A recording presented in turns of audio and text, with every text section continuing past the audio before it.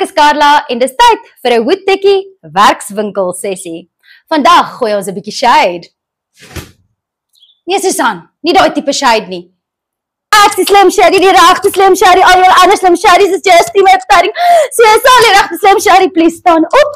Wat se tyd is dit? Kreatiwiteit. Hier by Woodtekkie is ons so klein bietjie anders. Ons gooi heeldag shade. Nee, ons is nie katterig met mekaar nie.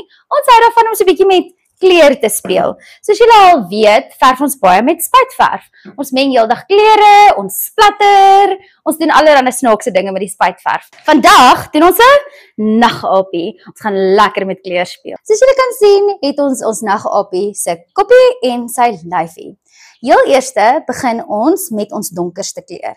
So, in hierdie geval gaan ons skaduwee aan die linkerkant val. So ons sit ons donkerste kleur aan die linkerkant. Lyfie. Ek het hierso 'n mokka van Spraymite wat die donkerste bruin is wat ons vir die aapie wil gee.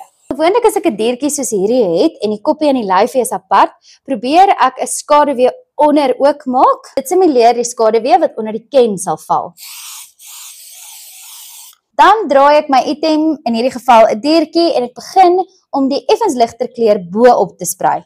Hier kom die badge. Soos julle kan sien, splatter ek ook 'n bietjie. Alles hoef nie so egalig te wees nie.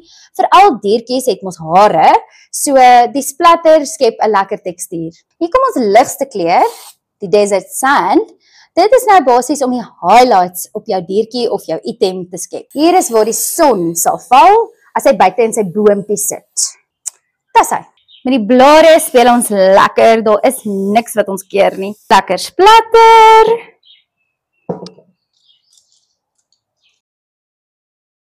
Nou vir die pak.